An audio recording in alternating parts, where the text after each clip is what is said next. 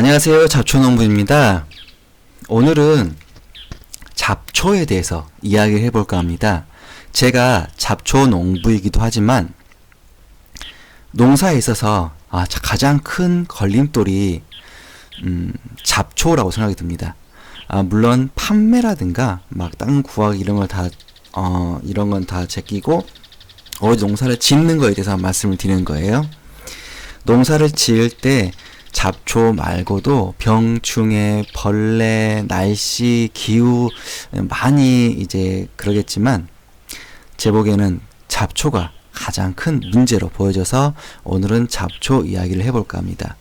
제가 처음에 유튜브를 시작할 때는 정말 초보자들이 농사에 정말 아무것도 모르고 오로지 귀농해볼까라고만 생각하시는 분들이 참고가 될 만한 그런 교과서적인 것을 만들어 보려고 했는데 교과서 보면은 이게 차례별로 하나 순차적으로 나가는데 그렇게 나가는 게 좀 힘들더라고요. 그래서 그냥 그날 생각나는 거 이렇게 만들어 보기로 했습니다. 자, 잡초. 일단 잡초가 뭘까요? 잡초. 우리가 많이 먹고 있는 시금치이지만 배추밭에 시금치가 났다. 그럼 그 시금치도 잡초겠죠? 일반적으로 잡초라고 하면은 우리가 현재 밭에 또는 논에 키우고 있는 그 작물 그 외의 것들을 모두 잡초라고 부르더라고요. 명시적인 건 아니지만요. 그냥 대부분 그렇게 부르더라고요. 그리고 잡초가 이런 말이 있어요. 땅 속에는 흙 반, 씨앗 반이란 말이 있습니다. 그 말은 진짜 땅 속에는 잡초의 씨앗들이 이미 엄청나게 많이 있다는 말이에요. 내가 아무리 잡초를 제거를 해도 또 올라옵니다. 이 씨앗들도 이제 이른 봄에 올라오는 잡초의 씨앗이 있고 이제 또 따뜻해지면은 올라오는 잡초의 씨앗이 있고 장마 전에 나오는 잡초 씨앗이 있고 장마 중에 나오는 잡초 씨앗, 장마가 끝나고 나오면 잡초 씨앗, 가을이 되면 나오는 잡초 씨앗. 잡초의 종류별로 발화 시기가 틀리고요. 그리고 잡초도 같은 종류의 씨앗이지만 이게 좀 발화 시기를 같은 종류입니다. 같은 종류 씨앗인데도 어떤 씨앗은 일찍 나오고 어떤 씨앗 늦게 나오고 이게 그 나름대로의 그 잡초들이 지금까지 살아온 그런 방식이라고 합니다. 이른 봄에 다 같이 올라와 버리면 갑자기 한파라든가 오게 되면 다 죽게 되는 거거든요. 그래서 같은 종류의 잡초 씨앗이더라도 시기별로 나오게끔 안에가 마치 타이머가 달린 것처럼 그렇게 생성이 된다고들 합니다. 자, 그럼 잡초가 왜 문제이냐? 이건 설명 안 드려도 알겠죠? 그래도 한번 드려볼게요. 일단 작물과 잡초가 함께 크면은 땅 속에 있는 양분을 잡초가 이제 뺏어 먹겠죠? 그리고 잡초들은 우리가 키우는 작물들과 다르게 무조건 커서 무조건 씨앗을 맺히면 됩니다. 이게 최대한 빨리 커요. 엄청나게 빨리 크면서 우리 작물을 덮어버립니다. 그러면 우리 작물이 햇볕을 보지 못하게 돼요. 가장 큰 게 이거 같아요. 햇볕을 보지 못한다. 제가 이제 자연농을 한답시고 잡초와 작물을 함께 키웠어요. 오랫동안. 근데 양분 문제는 크지 않은 것 같더라고요. 땅속에 있는 양분보다 내 작물이 햇볕을 볼 수 있냐 없냐 이 차이인 것 같아요. 그리고 잡초든 나무든 우리 작물이든 햇볕을 보기 위해서 위로 성장을 합니다.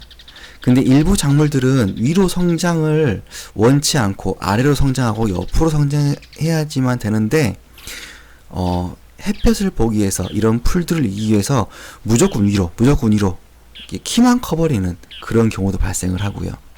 그래서 제대로 우리가 원하게끔 성장하게 만들려면 주변에 잡초가 없어야 하는 상황이 되는 겁니다. 그렇다고 잡초가 나쁜 것만은 아니에요.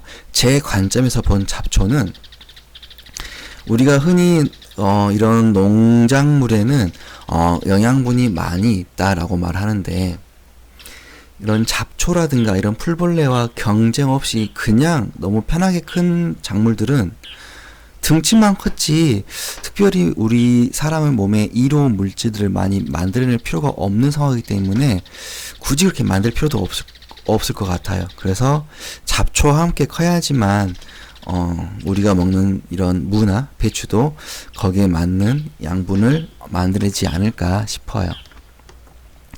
자, 그러면 잡초를 제거하는 방법. 아주 간단하죠. 뽑으면 됩니다. 잡초를.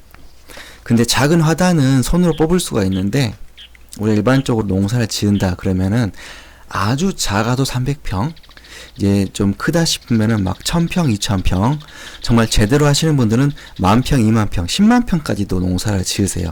밭작물로. 여기서 한 가지 짚고 넘어갈 게, 노는 잡초와 전쟁에 거의 좀 그렇게 크게 의미 두지 않습니다. 농 같은 경우는 물을 채워서 키우기 때문에 잡초들이 크지를 못해요.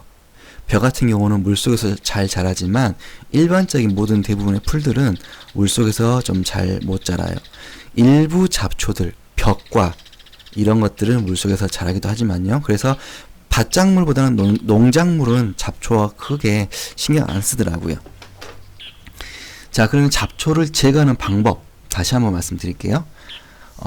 호미 같은 걸로 뽑으면 됩니다. 삭 같은 걸로 제거하면 되고요. 근데 아까 말씀드렸다시피 10,000평, 20,000평, 100,000평까지 제거를 하려면은 이거는 사람의 노동력으로는 거의 좀 불가능에 가깝습니다. 하는 사람 분명히 계세요. 제가 아시는 분도 고구마를 80,000평을 하십니다. 그분이 80,000평, 그분의 뭐 이제 친척분들 막 같은 동네 분들 막 100,000평, 200,000평, 그 동네는 고구마만 막 몇십만 평 이제 하시는 거예요. 거기는 사람 인력으로 잡초 제거를 하더라고요. 왜냐하면 거긴 친환경으로 재배하고 있기 때문에 약을 할 수가 없습니다. 가능하긴 하지만 어렵다는 거고요. 일단은 요즘에 그 대부분 이제 그 친환경이 아니라 관행농이라 그러죠. 농약을 쓰는 농법이요. 관행농에서는 제초제 하면 됩니다. 아주 간단합니다. 고추가 있으면은 고추를 피해서 고추 바닥으로만 제초제를 뿌려버리면 아주 간단하게 잡초를 제거할 수 있습니다. 하지만 다들 아시죠? 농약 중에 제일 독한 게 제초제라는 거. 제초제가 사람 몸에도 안 좋지만 제초제가 계속 쌓이면 결국은 우리 작물마저도 크지 못하는 땅이 돼버립니다.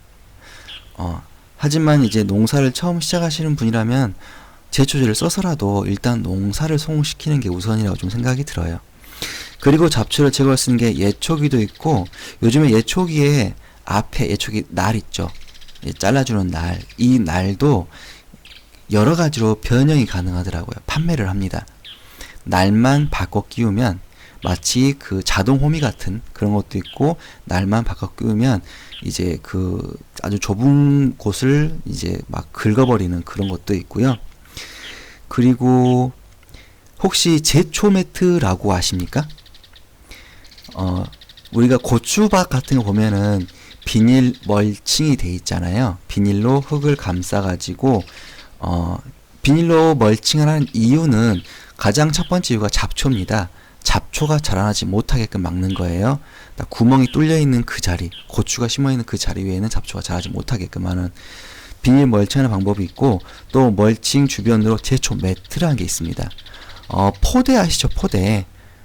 이 포대 재질로 되어 있는 매트라고 보시면 되는데, 이거 그냥 깔아버리는 거예요. 그러면 잡초가 햇빛을 받지 못해서 크지 못하는 그렇게 하는 방법이 있고요. 그런데 이제 제초 매트나 이런 멀칭 비닐은 결국 환경 오염의 또 주범 같은 그런 또 역할을 해요. 아시잖아요, 다들 플라스틱, 비닐, 이런 것들. 근데 이거는 어차피 그냥 이런 방법들이 있습니다, 이렇게 하고 있습니다 라고 그냥 말해 드리는 거고, 선택은 여러분의 몫이니까 이제 해주시고. 자, 그러면 이제 이 잡초에 대해서 좀 좋은 면을 또 설명 한번 드려볼게요. 이 잡초를 완전히 그냥 없게끔 작물을 키우는 것과 잡초를 어느 정도 유지하면서 키우는 방법이 있는데, 작물한테 좋은 거는 말 그대로 농산물 공판장에 농산물 공판장에 판매를 하기 위해서 정말 예쁘게 크게 만드는 거라면 관행농으로 멀칭하고 제초매트 깔고 제초제 이제 뿌리고 이렇게 해야겠지만, 요즘에 이제 환경이 좀 대세잖아요. 환경 문제가 두각되고 있는 요즘에 굳이 잡초를 죽여야만 하느냐라는 게 또 요즘 좀 말이 나오고 있어요.